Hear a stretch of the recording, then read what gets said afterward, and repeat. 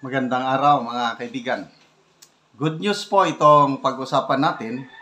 Kahapon, lumabas yung resulta ng Pulse Asia Survey senatorial candidates.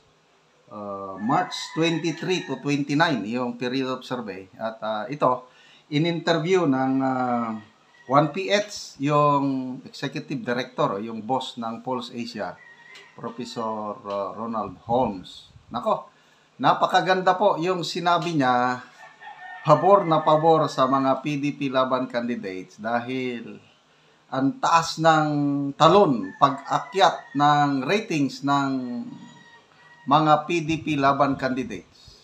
Specifically, apat, Bongo, De La Rosa, Philip Salvador, and Congressman Marcoleta. Ang taas ng pag-akyat ng ratings nila. Lalo na si Congressman Marcoleta, 12% ang akyat. Samantalang yung mga alyansa candidates, sabi ng Pulse Asia Director, bumaba. So, bakit? Tinatanong, ito ang dahilan, bakit umaangat na ang ating PDP laban candidates. Pakinggan natin ang interview ng 1PH. Yung pinaka-latest nyo Senate survey, biglang yung medyo napansin ko lang, si Bato de la Rosa went up, si Amy Marcos went down further. Yun, ang tanong ko dyan, baka ano po yung observation nyo doon sa development na yan? Yung kay Amy, hindi mo bumaba masyado. Ang yes. Ranko lang. Kasi noong February pa, Amy, medyo wala na siya. Pababa na siya. Out of contention na siya noong February. Yung kay Bato, umakyat lang bagya, 5 puntos, 5 percentage points. Ang talagang umakyat rito sa survey ay dalawang kandidato ng PDP laban. Ito si si Philip Salvador at ang kinatawan ng sagit na si Rodante Marcoleta.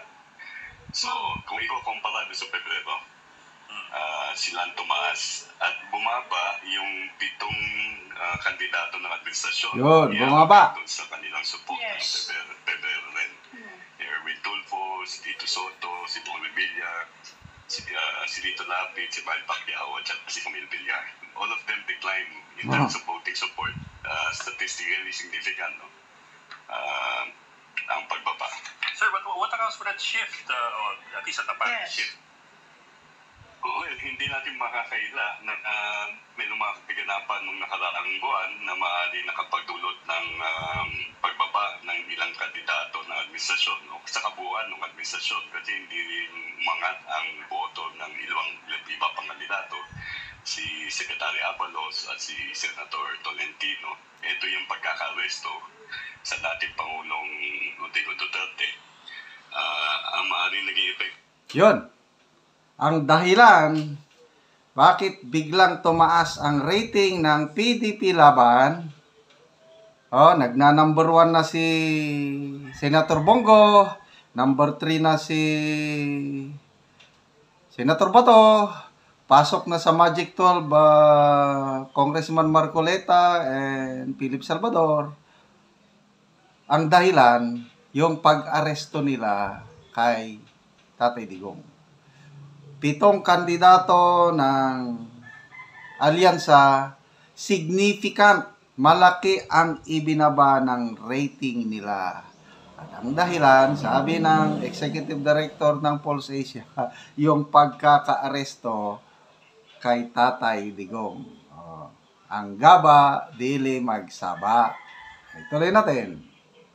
Ito nito, batay sa aking palimulang pagsusuri ng datos ay naging mas mababa yung fill-up rate sa Mindanao at makikita sa ibang reyon sa Mindanao na yung mga nagsi-single digit sa ilang area na kandidato ng PDP ay malaki yung double digit preference nila sa Mindanao. Okay, sige mo.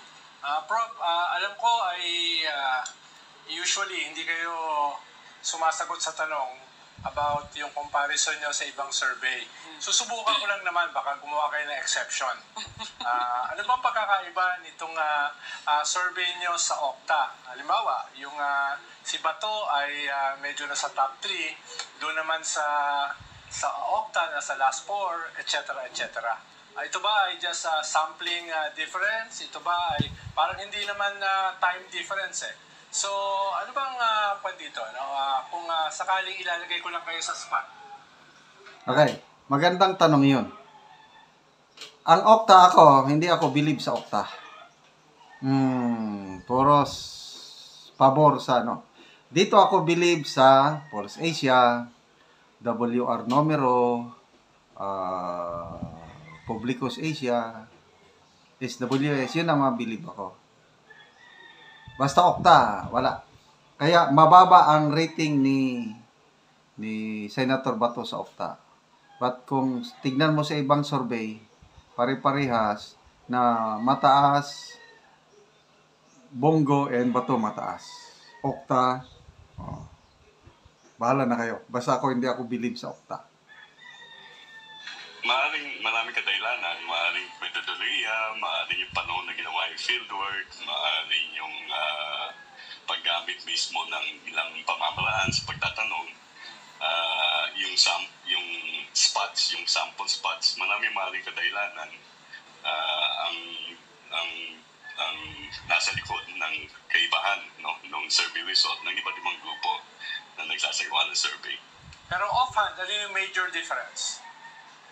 Hindi ko masyadong natatandaan yung survey ng ibang grupo. Kaya dito, wag mo na sa pina, kapita-pitagang funding. Pero hindi ko natatandaan eh. Ang alam ko lang ay mayroong mga ilang kandidato na pumapasok sa ibang survey na wala sa survey namin o may mga kandidato mas mataas nga sa survey namin na sa ibang grupo ay maaaring mas bababa ang kanilang rangko. Hirap ipindaw. Bago yun kapita-pitagang pandit. I remember that. Hirap ipindaw na, no? Pwede dito, tumakbo, politiko, no? Prof, hinay-hinay lang po because baka mahirap na to rein in Ronald here. But what do you think? Will this hold? Itong what we were talking about yesterday is mukhang may sympathy surge. Yan, sympathy surge. Today is exactly 1 month since former President Duterte was arrested. So para yan ang tamang nagkakaroon ng sympathy surge. Parang kung sa Bagyo Yolanda pa, storm surge. Malalaking alon na humampas sa dampal-lamba, storm surge. Itong nangyari kay PRRD, nagkakaroon ng sympathy. Yung kulturang Pinoy, kung sino ang inaapi, nandun yung suporta ng mamamayang Pilipino. parang may nakita tayong sympathy surge. Ano to? One-off lang ba to? Or we're gonna see this sustained, do you think? Dagdag lang sa tanong ni Reg, Prof, pwede ba yung ganong kalaking jump mula sa isang survey period a month earlier na nagja-jump ng mga 10-15%? Pwede ba yung ganon? Dahil hindi ko masyado nakikita yan in previous surveys, yung ganong kalalaking talon. Meron mga ganong kakalik na yung talon, no? KP, kapita-patagang pandit. KP na lang. May planting ka na. Hindi ako nagkakamali sa gado. Si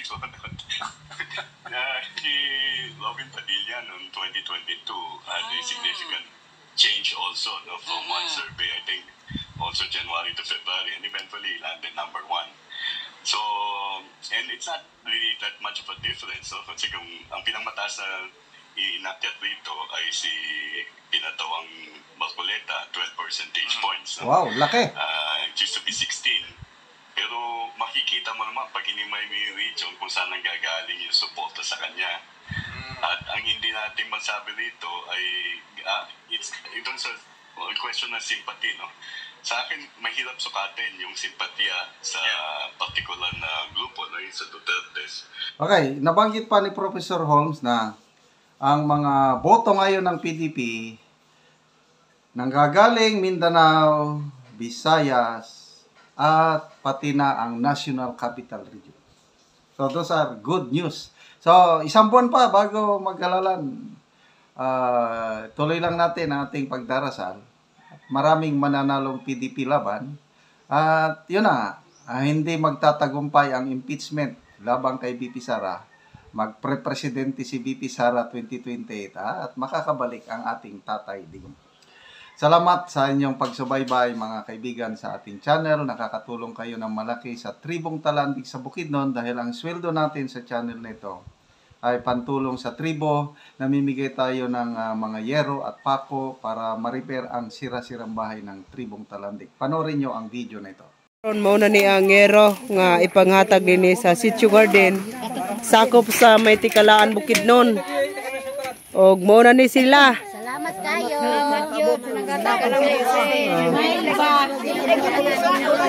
Salamat kayo. Hikap sa Ginoo ang kasing-kasing sa ka may ang mga tao. Hinapunta nga daghan sila nga moabot kanser. Para dagan pang matabangan. Dagan pang matabangan sa kanser. Makanya nga sa kanito ba sa kapeng.